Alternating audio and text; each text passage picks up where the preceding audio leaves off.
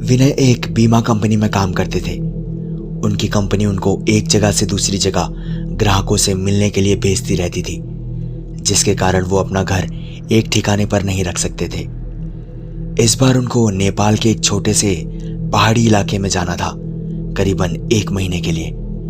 इसलिए इस बार उन्होंने अपनी पत्नी को भी साथ ले लिया। परिवार में सिर्फ वो और उनकी पत्नी ही रहती थी। विनय और उनकी पत्नी दोनों नेपाल के लिए निकल पड़े।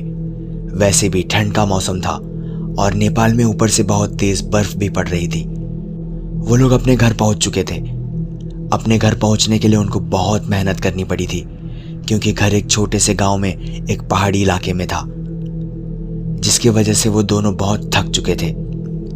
रात के तकरीबन 12:30 बज चुके थे। जहां वो रह रहे थे वहां दूसरे घर एक दूसरे से बहुत दूर दूर थे। बाहर जोरों से ठंडी हवा और बर्फ गिर रही थी। दोनों अपने रजाई में दुबक कर आराम ही कर रहे थे कि अचानक उनको लगा कि किसी ने उनके घर का दरवाजा खटखटाया है। फिर उन्होंने सोचा कि क्या पता तेज हवा चलने की वजह से ऐसा हो रहा हो, इसीलिए उन्होंने उसको नजरअंदाज कर दिया। अगली सुबह विनय जिस काम के लिए आए थे उसके लिए निकल पड़े। उनकी पत्नी घर में अकेली ही थी। उसको समझ नहीं आ रहा था कि वो घर में बैठे वक्त कैसे बिताए। उसने सोचा कि चलो क्यों ना बाहर जाकर कुछ देख लिया जाए। बाहर ठंड तो थी ही, पर हवा नहीं चल रही थी। इसीलिए उसने अपना स्वेटर पहना और बाहर निकलने को तैयार हो गई। जैसे ही उसने अपने घर का गेट खोला, वैसे ही देखती है कि घर के पास बने खंबे के पीछे एक छोटा सा बच्चा खड़ा है, जो उसको चुपके चुपके देख रहा है। विनय की पत्नी ने उसको अपनी ओर बुलाया, पर वो नहीं आया और वहां से भाग गया। अगले दिन भी कुछ ऐसा ही हुआ। वो लड़का उसको फिर से घूरे जा रहा था। इस बार उसकी पत्नी ने उस बच्चे को पकड़ लिया और पूछा कि तुम यहां क्या कर रहे हो। उस बच्चे ने कुछ नहीं बोला और ना ही कुछ बताया। विनय की पत्नी ने उससे उसके घर के बारे में पूछा, तब भी वो कुछ नहीं बोल रहा था। आखिर में उसका नाम पूछने पर उसने एक धीमी आवाज में अपना नाम सूर्या बताया और फिर वहां से भाग गया। उसको उसका व्यवहार कुछ समझ नहीं आया। ये सिलसिला ऐसे ही चलता रहा। वो बच्चा रोज उसको खंबे के पीछे से निहारता रहता था। उस दिन रविवार की रात थी। दोनों घर में अंगीठी के सामने आग ताप रहे थे, क्योंकि बाहर की हालत बहुत खराब थी। इतनी खराब कि कोई थोड़ी देर के लिए बाहर निकल जाए तो उसकी जान ही चली जाए। अचानक दरवाजा किसी ने खटखटाया। उन दोनों को फिर से लगा कि शायद हवा की वजह से ऐसा हो रहा हो। तभी फिर से किसी ने दरवाजा खटखटाया। इस बार खटखटाने की आवाज साफ आ रही थी।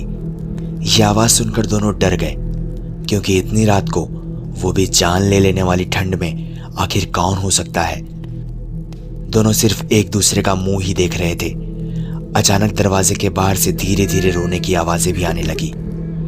तभी विनय ने जोर से आवाज में बोला, कौन है बाहर? कुछ देर तक आवाज तो नहीं आई, पर बाद में एक धीमी सी आवाज आई, दरवाजा खोलो, प्लीज दरवाजा खोलो, मुझे बहुत ठंड लग रही है, मुझे अंदर आना है। यह आवाज किसी छोटे बच्चे की थी। तभी विनय की पत्नी को यह आवाज जानी पहचाने लगी। उसने कहा कि ये तो वही बच्चा है जो रोज बाहर खड़ा होकर मुझे देखता रहता है। विनय की पत्नी ने कहा कि हमें इसे अंदर ले लेना चाहिए। वो भागते हुए अभी दरवाजे के पास जा ही रही थी कि तभी अचानक से उनके घर के फोन की घंटी बजी।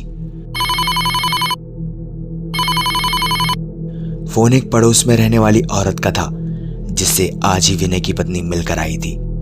विनय की पत्नी ने फोन उठाया। वहां से उस औरत की आवाज आई, हेलो जी, मैं आपको बताना भूल गई थी कि अगर आपके घर के बाहर कोई भी दरवाजा खटखटाए तो उसको मत खोलना। विनय की पत्नी ने कहा, अभी मेरे घर के बाहर एक बच्चे की आवाज आ रही है जो दरवाजा खोलने को कह रहा है। तभी उस औरत ने कहा, नहीं नहीं, बिल्कुल मत खोलना दरवाजा, वो असल में एक आत्मा है। यहाँ जब जब तेज आंधी आती है और ठंडी पड़ती है, वो तब तब सबके घर के बाहर जाता है और दरवाजा खोलने को कहता है। वो ठंड का बहाना बनाता है और दरवाजा खुलवाने की कोशिश करता है। अगर कोई गलती से भी दरवाजा खोल दे तो वो अगले दिन बर्फ में दबा हुआ मिलता है। ये सुनते ही जैसे उसके पैरों की जमीन खिसक गई। वो सोचने लगी कि जो बाहर दरवाजा खटखटा रहा है वो असल में एक आत्मा है। उन्होंने दरवाजा नहीं खोला। अगले दिन ही वो दोनों भागकर पड़ोसी के पास गए और पूरे मामले के बारे में पूछा। उस औरत ने बताया कि इस गांव में एक परिवार रहता था। पहाड़ टूटने की वजह से उस परिवार की मौत हो गई थी। बस एक बच्चा बच गया था उसमें से। वो दूसरों के घर जा जाकर खाना मांगता। एक दिन बहुत जोरों से बर्फ की आंधी पड़ रही थी।